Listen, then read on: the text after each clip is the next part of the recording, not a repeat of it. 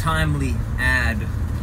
If you're talking about match fitness, the first thing that no one will tell you is that breathing is the most important thing. And the reason is because 3 minutes without air, 3 hours without shelter, or 3 weeks without food and water, right? You'd be dead. 3 minutes without air, you'd be dead.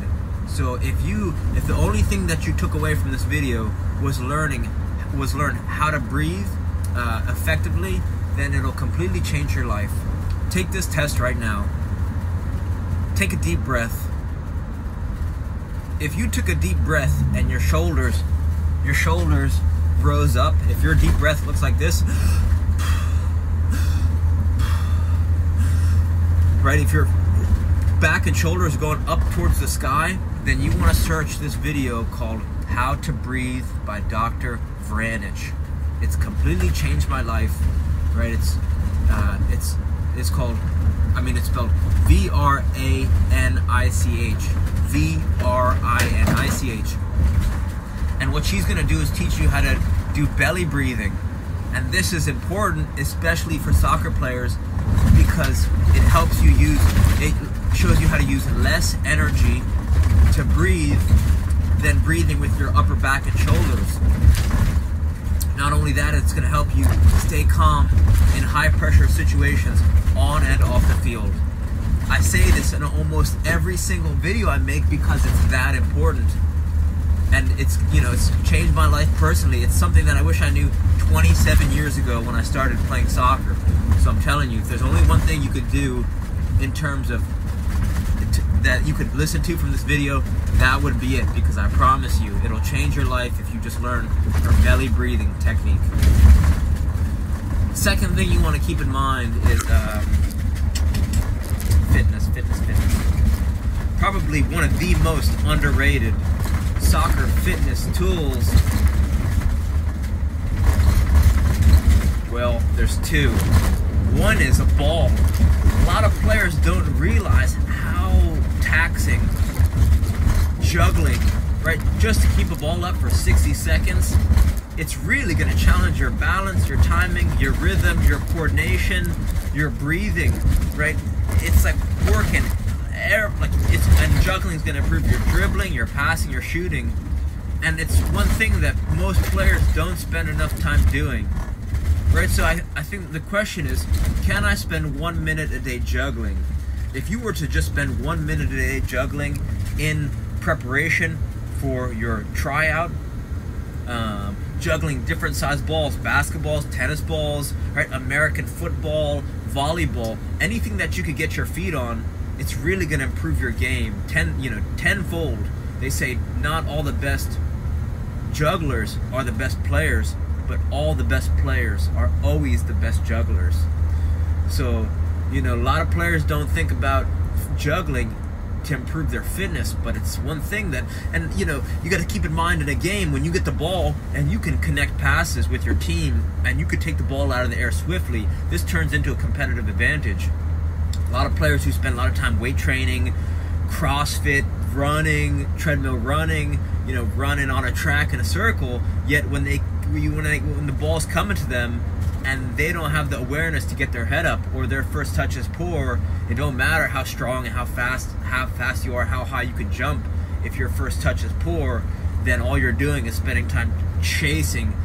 The only thing their fitness is good for is chasing back to their own goal, because they can't keep the ball, right? That's not good. So your first touch and your ability to keep the ball with your team and shield the ball on the dribble and be nimble on the dribble, this is something that is very underrated with players these days, because they're seeing players like Cristiano with their shirt off. So the first thing they're thinking is, well, if I want to be a high level player, I got to start hitting bench press, back squats, all this stuff. And I think a lot of players forget about the fundamentals: juggling, dribbling, and being able to strike a ball cleanly. So either using a kick trainer, playing back and forth with the wall, or using a rebounder or a training partner are timeless exercises that will help develop strength and fitness. in terms of actual training, you want to check out these two people. The first is David Weck, RMT rope. You can make an RMT rope for less than $10 at your local hardware store, and this is going to completely change your life, because for a lightweight, portable, cheap tool, it's like having a soccer gym that you can bring with you anywhere in the world. It's going to improve your timing, your rhythm, your coordination. It's going to help you, it's going to improve your running technique. It's going to help you be more explosive, because as you swing the rope in your hands, you get a better understanding of where your body is, right? Your body's connected from fingers to toes. So just by swinging this rope in circles effortlessly, it's just gonna make you more agile. It's gonna make you more dynamic. It's gonna make it so, like, it's gonna improve the quality of your movement on the field, right? Soccer players gotta do two things. They gotta be at the right place at the right time, and then when they get there, they gotta execute effectively. It may not help you execute effectively, but it'll help you get you to where you need to be faster and more efficiently and effectively than probably any other strength training tool that's ever been invented. Nothing comes close. Nothing comes close in terms of improving. I mean, maybe a jump rope.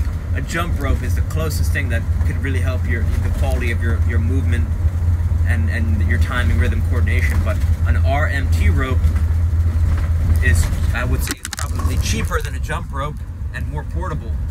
So, and requires almost no training. So this is the first thing that I start to check out and make. Or if you got $10 lying around, or you help out with some chores around your house, do the dishes, mow the lawn, clean up. This is something that I wish I started learning how to use 10 years ago.